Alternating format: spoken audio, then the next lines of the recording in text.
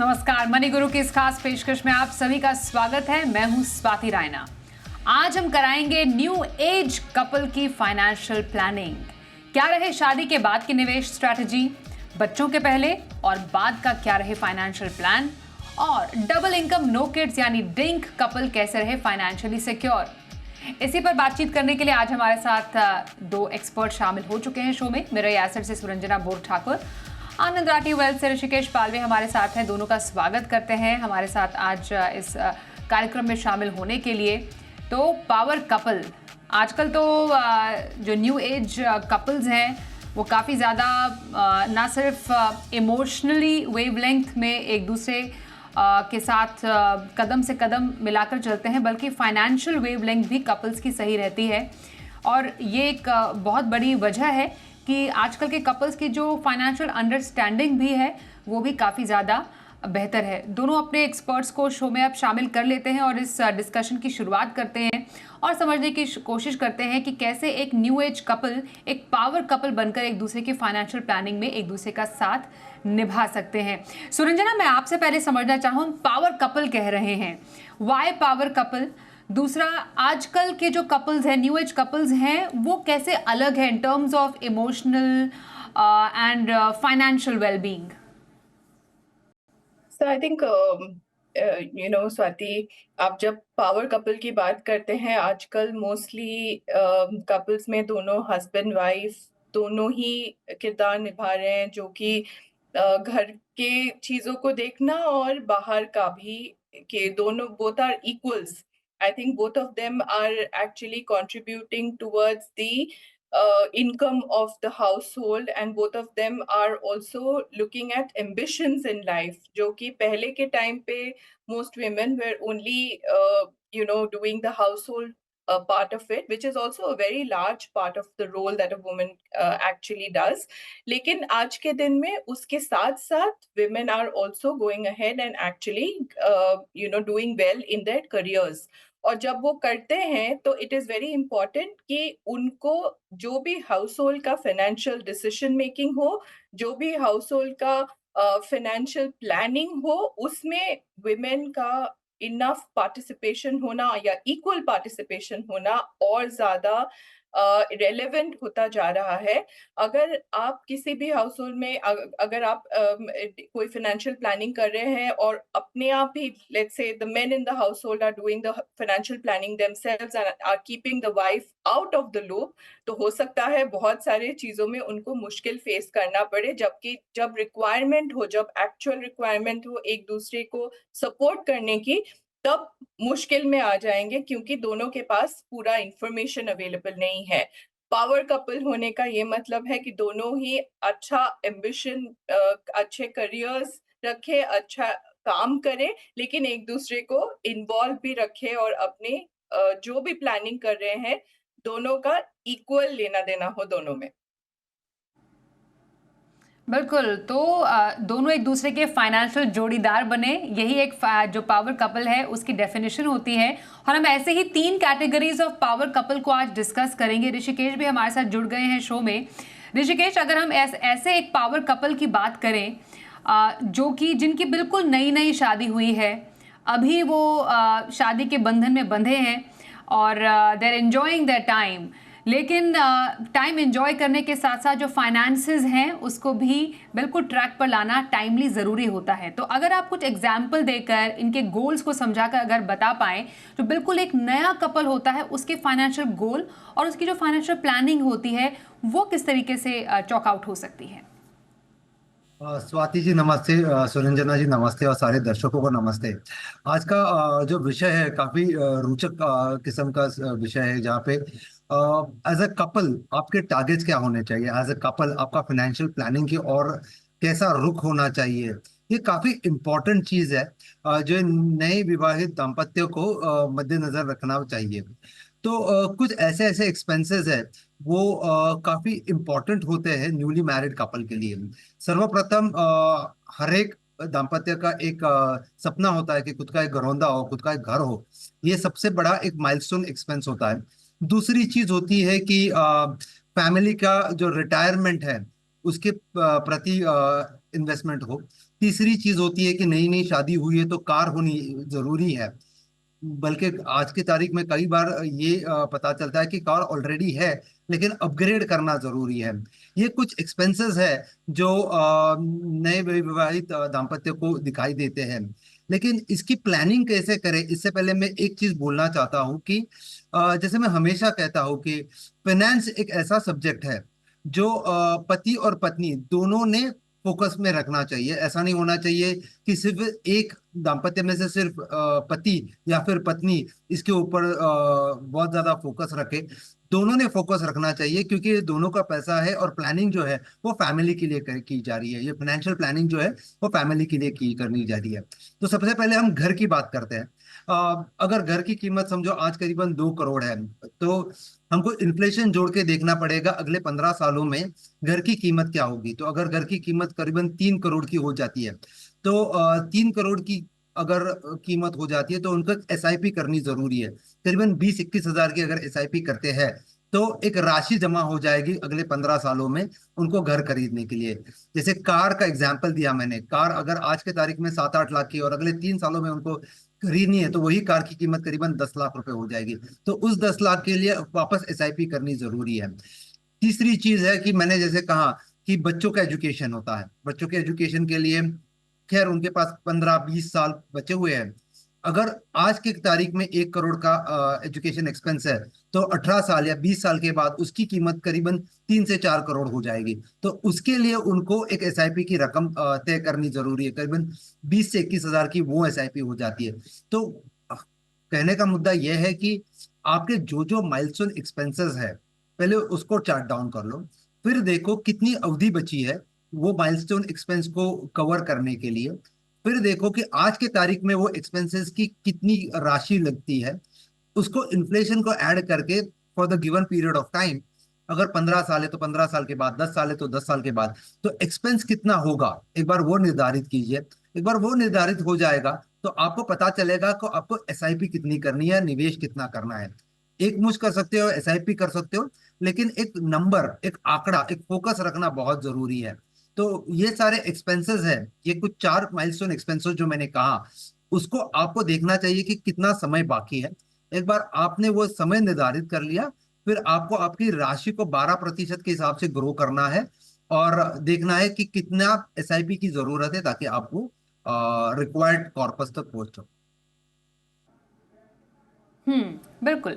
तो ये हमने समझा कि कैसे आप बिल्कुल अर्ली स्टेज ऑफ आपकी जो शादी का जो की जो जिंदगी होती है उसमें गोल आइडेंटिफाई करके अपने एसआईपी को निर्धारित करके आप अपने लक्ष्य को पूरा कर सकते हैं, और उसके बाद जैसे जैसे आगे बढ़ेंगे वैसे आपके लाइफ में और लक्ष्य जुड़ते जाएंगे।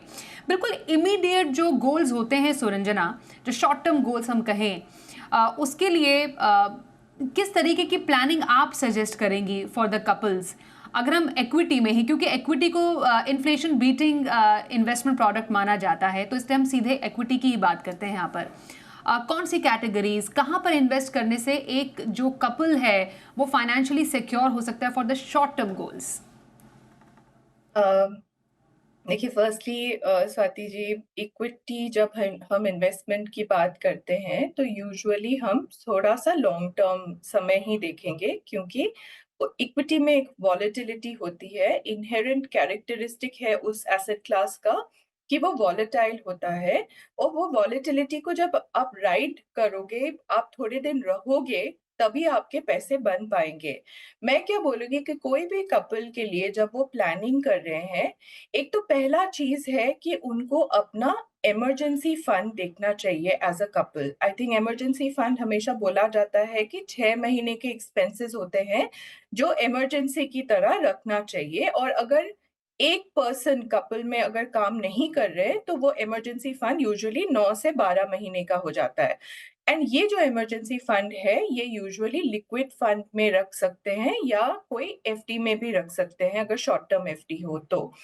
दूसरा ये है कि आप कोई शॉर्ट टर्म गोल्स हो सकते हैं, जो कि आपका short term could be anything like आप एक हॉलिडे प्लान करना चाहते हो, या आप एक कोई गैजेट खरीदना चाहते हो, या ये भी हो सकता है कि यंगर कपल हो तो उनको फ्यूचर एजुकेशन के लिए कुछ सेव अप करना है, तो वैसे गोल्स के लिए उनको थोड़ी से डेट म्यूचुअल फंड्स में इन्वेस्ट कर सकते हैं या फिर से फिक्स डिपॉजिट टाइप के ऑप्शंस में देख सकते हैं। अगर उनके कोई मीडियम टर्म गोल्स हो, लेट्स से उनको थोड़े दिनों में प्लान करना है कि कोई घर खरीदना है या गाड़ी खरीदनी है, या हो सकता है उनको कुछ अलग कुछ करना है जो कि मतलब उनको कोई बिजनेस स्टार्ट करना है, वैसे जब मीडियम टर्म गोल्स हो, उसके लिए वो शुरुआत के लिए पहले तो हाइब्रिड फंड्स में वो इन्वेस्ट कर सकते हैं, जो कि आज के दिन में उस हाइब्रिड में से बैफ एक बहुत अच्छा कैटेगरी लग रहा है। मल्टी एसेट भी अच्छा है, लेकिन मल्टी एसेट में गोल्ड काफी अच्छा कर चुका है, इसके लिए रिलेटिवली बैफ एंट्री पॉइंट के हिसाब से ज्यादा अच्छा लग रहा है। अगर उनका टाइम फ्रेम थोड़ा सा लेट्स से हायर के लिए, मतलब आपको long term planning let's say करें, तो लॉन्ग टर्म प्लानिंग में या इवन मीडियम टर्म प्लानिंग में, मीडियम टर्म में आप लार्ज कैप जैसे कैटेगरीज इंट्रोड्यूस कर सकते हो इक्विटी का, जब आपको 3 से 5 साल का टाइम होराइजन हो इन्वेस्ट करने का। अगर आपको लॉन्ग टर्म इन्वेस्ट करना है, लेट्स से आपको इन्वेस्ट करना है फॉर योर रिटायरमेंट और फॉर योर चाइल्ड्स एजुकेशन, तो आप थोड़े से लंबे समय का इक्विटी फंड्स, जैसे आप जो मिड कैप्स है या स्मॉल कैप्स है, ये इवन थीमेटिक जो आपके सैटेलाइट पोर्टफोलियो यूजुअली होते हैं, उनमें आप एसआईपीज की तरह इन्वेस्ट कर सकते हो, जहां पे आप you are buying at all price points, जिसकी वजह से आपकी कंपाउंडिंग जर्नी बहुत अच्छी हो सकती है। दूसरा एक और चीज भी बोलूंगी कि जब भी इन्वेस्टमेंट किया जाता है एज अ कपल, एक बहुत इंपॉर्टेंट चीज है कि जो भी अर्निंग मेंबर है उनका एक टर्म कवर होना बहुत जरूरी है, और जो भी आपके दोनों पार्टनर्स का हेल्थ कवर भी होना बहुत जरूरी होता है, बिकॉज हमारे देश में बहुत लोगों के पूरे जिंदगी की सेविंग्स एक हेल्थ इंसिडेंट की वजह से स्पेंड हो जाता है। So that is very important to account for. I think Covid के बाद लोगों में बहुत अवेयरनेस आ गई है इस बारे में। लेकिन जब भी प्लानिंग करते हैं, I would say equity investments usually medium to long term के पॉइंट ऑफ व्यू से ही देखिए। शॉर्ट टर्म में बहुत ज्यादा आप इन्वेस्ट करने जाओगे तो हो सकता है आपकी एक्सपीरियंस अच्छा ना रहे और आप दोबारा इन्वेस्ट ना करना चाहो। ओके तो बहुत इंपॉर्टेंट है शॉर्ट टू लॉन्ग टर्म के लिए ना सिर्फ इन्वेस्टमेंट प्लानिंग करना, बल्कि आपके लिए रिस्क मैनेजमेंट को भी अप टू डेट रखना बहुत इंपॉर्टेंट है in terms of insurance, emergency और बाकी आपके शॉर्ट मिड और लॉन्ग टर्म के गोल्स हैं, जिसको आप अलग अलग प्रोडक्ट से पूरा कर सकते हैं। अब जरा दूसरी कैटेगरी ऑफ कपल्स पर आते हैं। ऋषिकेश, मैं इस पर आपसे राय लूंगी। एक ऐसा यंग कपल जिनकी शादी को थोड़ा टाइम हो गया, अब वो 2 से 3 हो गए हैं, उनका एक छोटा बच्चा भी है, तो ऐसा जो कपल होता है उनके पास कुछ जो फाइनेंशियल गोल्स है वो ऐड हो जाते हैं, तो यहाँ पर प्लानिंग कैसे डिफरेंट रह सकती है ऐसे कपल्स के लिए? स्वाति जी, जो कपल जिनकी शादियों के समय हो गई और अभी एक बच्चा भी हो गया है, तो उनके गोल्स शायद थोड़े अलग हो सकते हैं। टिपिकल गोल्स जो होते हैं, बच्चों का एजुकेशन एक बहुत महत्वपूर्ण गोल होता है। दूसरा, बच्चों की शादी एक महत्वपूर्ण गोल होता है। तीसरा, जैसे मैंने कहा कि हर एक का सपना होता है घरौंदा बनाए, एक घर हो अपना, घर का एक माइलस्टोन एक्सपेंस होता है। और लास्टली रिटायरमेंट प्लानिंग, ये हर जगह पे एप्लीकेबल होती है। तो अभी इनको अपनी प्लानिंग कैसे करनी चाहिए, एक अगर केस स्टडी के आधार से बात करूं, तो करीबन समझो इनकी उम्र लगभग हम पकड़ के चलते हैं कि 35-36 साल की उम्र आयु है इनकी। तो सबसे पहले हम घर की बात करेंगे। अगर घर की कीमत आज 2 करोड़ है और 15 साल के बाद यानी 45 से 50 के बीच में इनको अपना घर खरीदना है, तो अगर वो घर की कीमत करीबन 2 करोड़ है, तो 15 साल में उसी घर की कीमत करीबन 2.5 करोड़ होगी। अभी उसकी प्लानिंग कैसी की जाए? अगर वो 31,000 की एसआईपी करते हैं इक्विटी और डेट में, ताकि उसका रिटर्न 12% की और बने। और अगर वो स्टेप अप करें, स्टेप अप क्यों करना चाहिए? क्योंकि आपकी आमदनी साल दर साल बढ़ती जाएगी, तो इसके लिए आपको स्टेप अप करना जरूरी होता है। समझो 10% का स्टेप अप करते हो, तो अगर 10% के स्टेप अप के साथ वो 2 करोड़ का जो आपने 2.5 करोड़ का जो आपने टारगेट रखा था, वो अचीव हो सकता है। दूसरी चीज है चिल्ड्रंस एजुकेशन। चिल्ड्रंस एजुकेशन समझो आज की तारीख में 1-1.25 करोड़ का अगर खर्चा है, तो अगले 18 सालों में उसी की कीमत करीबन 4-4.5 करोड़ हो जाती है। तो उसके लिए भी आपको एसआईपी करनी जरूरी है। करीबन 30-31 हजार की अगर आप एसआईपी करोगे 10% के स्टेप अप के साथ, तो वो माइलस्टोन एक्सपेंस मीट हो जाएगा। तीसरी बहुत इंपॉर्टेंट इंडियन कॉन्टेक्स्ट में जो चिल्ड्रंस वेडिंग या बच्चों की शादी का जो एक्सपेंस है, करीबन आज की तारीख में ऑन एन एवरेज 50-60 लाख का खर्चा आता है। अगले 20-25 साल में वही खर्चा 3-4 करोड़ के करीब आ सकता है। वो खर्चा अचीव करने के लिए अगर आप एसआईपी करोगे करीबन 20-22 हजार की, 8 हजार की, तो उस हिसाब से आप वो टारगेट अचीव कर सकते हो। और बचा रिटायरमेंट, जो बहुत महत्वपूर्ण एक्सपेंस होता है, रिटायरमेंट कॉर्पस जिसे हम कहते हैं। अगर आज आपको 2-2.25 करोड़ के साथ रिटायर हो सकते हो, तो आपके रिटायरमेंट जो 30 साल के बाद आएगी, तो आपको करीबन 7-7.25 करोड़ का कॉर्पस की जरूरत है। समझो आज आपके पास 24-25 लाख की राशि जमा पड़ी है, उसको आप निवेश करते हो, साथ में एसआईपी भी करते हो, तो करीबन 5-6 हजार की एसआईपी करोगे और साल दर साल 10% से स्टेप अप करोगे, तो आपके पास कुल मिल के ये सारी राशियां जमा होगी जैसे जैसे आप वो माइलस्टोन अचीव करोगे। तो ये सारे माइलस्टोन, जैसे मैंने पहले भी कहा, पहले लिख लो आपको क्या क्या एक्सपेंसेस है, फिर उसको इन्फ्लेशन ऐड करके देखो फ्यूचर वैल्यू क्या आता है, और उस हिसाब से अपनी एसआईपी करो। लेकिन जब आप एसआईपी करते हो तो हमेशा ध्यान में रखना कि आपको स्टेप अप करना बहुत जरूरी है। स्टेप अप मतलब अगर आप ये साल 10 हजार की एसआईपी कर रहे हो, 10% का स्टेप अप मतलब अगले साल आपको 11 हजार की हर महीने की एसआईपी करनी। बिल्कुल, तो सिर्फ एसआईपी नहीं, एसआईपी को स्टेप अप करना भी उतना ही जरूरी है, जिससे आपकी वेल्थ और बढ़ती जाए over the period of years. एक छोटे से ब्रेक के लिए रुकते हैं। ब्रेक के बाद ऐसे कपल्स जिनको कहा जाता है डबल इनकम नो किड्स, अब क्या ऐसे कपल्स का ट्रेंड बढ़ा है और ऐसे कपल्स अपनी फाइनेंशियल प्लानिंग कैसे कर सकते हैं, फ्यूचर कैसे सिक्योर करें, इस पर भी रहेगी चर्चा। बने रहिए हमारे साथ।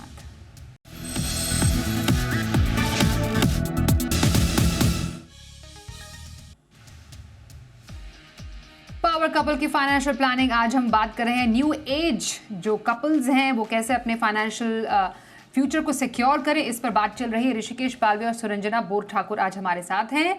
सुरंजना, जरा बताइए, डिंक के concept, that means double income no kids, क्या ये ट्रेंड बढ़ा है हाल फिलहाल में within the younger generation? Absolutely बढ़ा है। It is definitely going up, the number of people जो बच्चे प्लान नहीं कर रहे हैं, that's definitely going up quite a bit.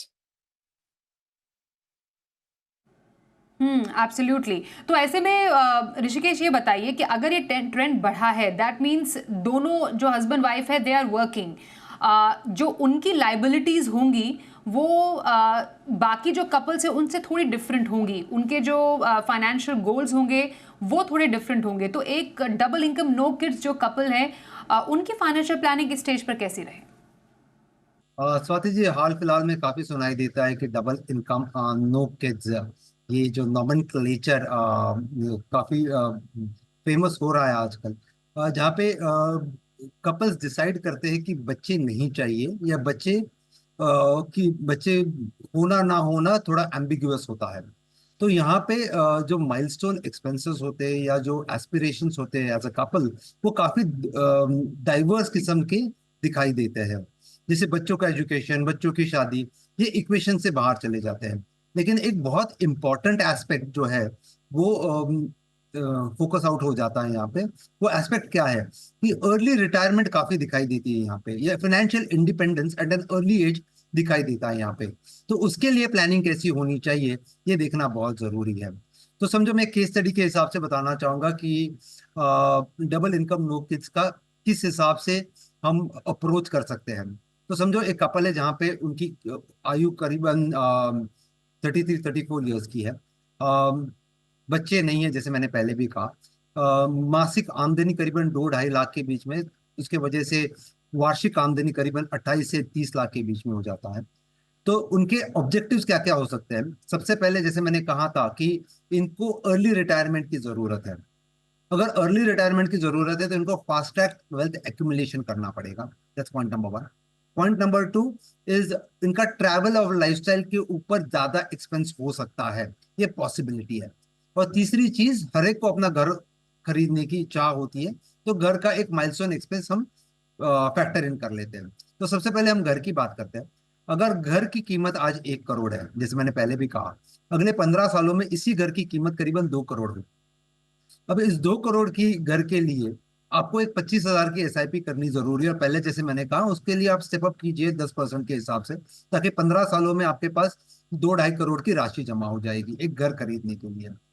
दूसरी चीज जो मैंने कहा था कि लाइफस्टाइल के लिए आप 1.5-2 करोड़ का राशि की जरूरत होगी उनको। लाइफस्टाइल अपग्रेड्स कहते हो या ट्रैवल कहते हो, जिसके लिए भी आपको सेविंग करना जरूरी है। और हर महीने की आप अगर 25,000 की SIP करते हो, 10% का स्टेपअप करते हो, तो आपके पास एक राशि जमा हो जाएगी आने वाले सालों में।